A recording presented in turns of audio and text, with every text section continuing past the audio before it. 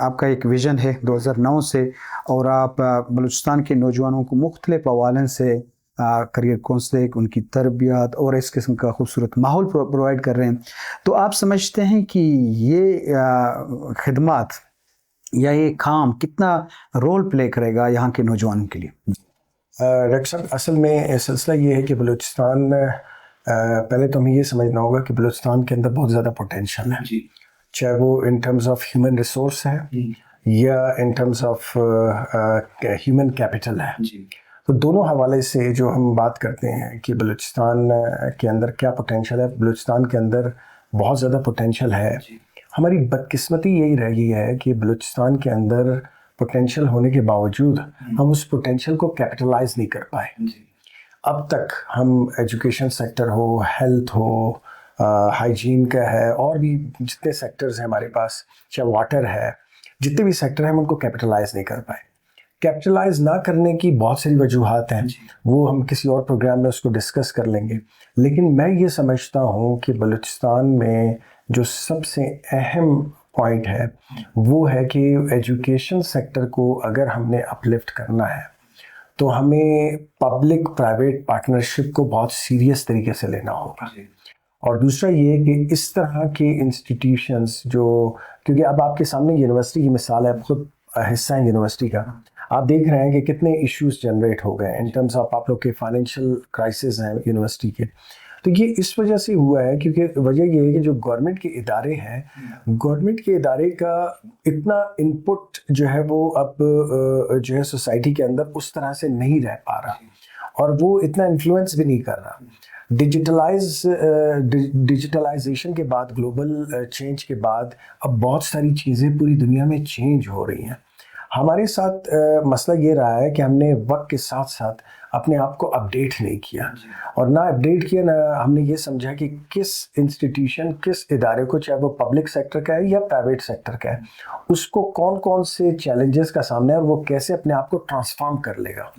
सो transformation का जो area था वो हमारा बहुत वीक रहा, जिसकी वजह से बलूचिस्तान को अभी जो है बहुत ज़्यादा प्रॉब्लम्स का सामना करना पड़ रहा है।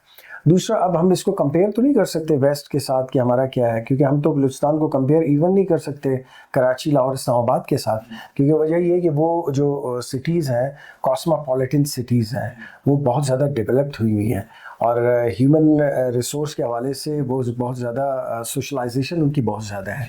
बलूचिस्तान के तो एक इशू सोशलाइजेशन भी है। फिर हमारी जो आबादी है जो तकरीबन 1 करोड़ से ज़्यादा की है पूरे बलूचिस्तान की, इसमें आप देखें इन टर्म्स ऑफ एरिया वो आबादी ना होने के बराबर है। तो हमारा बहुत सारा एरिया जो है वो यूटिलाइज नहीं हो पा रहा। इवन हमारे स्कूल, कॉलेज, यूनिवर्सिटी के अंदर जो बेसिक करिकुलम है, जो डिज़ाइन है, या जो ट्रेनिंग्स का सेटअप है, वो भी इतना अपडेटेड नहीं रहा। अभी भी उसमें बहुत सारे जो है फ्लॉज हैं जिसमें बहुत ज़्यादा काम की ज़रूरत है। तो अब वो चीज़ अगर नहीं हो पाएगी तो क्या होगा, क्योंकि बाहर से तो इंटरनेट का एक्सेस और हमारी नौजवान नस्ल वो तो ये सारी चीज़ें देख रही है कि दुनिया कितनी आगे और तरक्की कर रही है। वो जब अपने सूबे को, अपने इलाके को देखती है तो उसके अंदर एक फ्रस्ट्रेशन और मायूसी जो है वो जनरेट होती है, और वो फ्रस्ट्रेशन और मायूसी उसे ब्रेन ड्रेन, यानी एक मुल्क से दूसरे मुल्क जाने पर मजबूर कर रही है। अब हमारा बहुत सारा नौजवान जो है वो बाहर जाने की कोशिश कर रहा है। हम यहाँ पे एक प्रोग्राम कराते हैं आइल्स का, तो वो स्टडी अब्रॉड के लिए, तो उसमें सबसे ज़्यादा ट्रैफिक जो है वो अभी जनरेट हुआ है लास्ट 2 ईयर्स में। और इस वक्त सर्वे की रिपोर्ट के मुताबिक 0.8 मिलियन जो है वो नौजवान जो है वो पाकिस्तान से माइग्रेट कर चुका है पिछले 1 से 2 सालों के अंदर अंदर। तो ये जो ब्रेन ड्रेन हमारा जा रहा है और इसकी वजह से हमारे जो है बड़े इश्यूज हो रहे हैं, और बलूचिस्तान भी उसकी एक कड़ी है।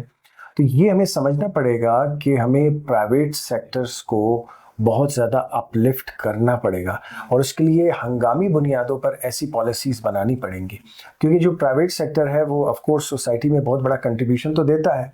अब आप इस इदारे की मिसाल जब आप लेते हैं तो यहाँ पे कितने लोगों का रोज़गार इस इदारे से मुंसलिक है। तो आप देखिए कि प्राइवेट सेक्टर वैसे ही कंट्रीब्यूशन दे रहा होता है जो है गवर्नमेंट को। अब अगर गवर्नमेंट तो इतने लोगों को, जो यूनिवर्सिटी से इस वक्त हज़ारों की तादाद में आप देख रहे हैं स्टूडेंट्स जो पास आउट हो रहे हैं, तो मार्केट में इनके लिए कौन सी पोजीशंस हैं? या ये जो मास्टर्स करके निकल रहे हैं या एमफिल पीएचडी कर रहे हैं, तो मार्केट में तो उनके लिए कोई जो एक बहुत बड़ा वैक्यूम क्रिएट हो गया है। तो इस वैक्यूम को फुलफिल करने के लिए हमें पब्लिक प्राइवेट पार्टनरशिप को बहुत ज़्यादा फ़रोग़ देना पड़ेगा। हंगामी बुनियादों पर इस पे जो है वो इन्वेस्ट करना पड़ेगा। अगर ये इन्वेस्टमेंट ना हुई तो आने वाले 10 सालों में ये बहुत ज़्यादा क्राइसिस जनरेट हो जाएगा, जो अभी है इससे कई गुना ज़्यादा। क्योंकि वजह ये कि जो क्राइसिस का फ्लो होता है, अगर आप इसके लॉगरिथम को देखें तो क्राइसिस का फ्लो ऐसा नहीं है कि अगर एक साल में एक क्राइसिस आया तो दूसरे साल में दूसरा आएगा, ऐसा नहीं हुआ। ये लॉगरिथम इसका बड़ा अजीब है कि अगर एक क्राइसिस जनरेट हुआ है तो वो 10 क्राइसिस को और जनरेट करेगा, फिर 10 क्राइसिस 100 क्राइसिस को जनरेट करेंगे। तो ये कंट्रोलेबल नहीं होगा। फिर इस पर हंगामी बुनियादों पर जो है एजुकेशन में हमें प्राइवेट सेक्टर पर इन्वेस्टमेंट भी करनी पड़ेगी और हमें अपने नौजवानों को और लोगों को जो है वो और रिसोर्सेज की तरफ भी लाना पड़ेगा। गवर्नमेंट सर्विस ना इतनी ज़्यादा है और ना इतने लोग उस गवर्नमेंट सर्विस में अकोमोडेट हो सकते हैं। ये एक रियलिटी है जिसे हमें समझना है। तो हमें प्राइवेट सेक्टर को जनरेट करना पड़ेगा, उनको अपलिफ्ट करना पड़ेगा, इनकरेज करना पड़ेगा, ताकि हमारे लोग जो है ना वहाँ पे जो है वो अपनी सर्विसेज देकर सोसाइटी में एक इक्विलिब्रियम पैदा हो, वरना वो नहीं हो पाएगा। बहुत ज़बरदस्त।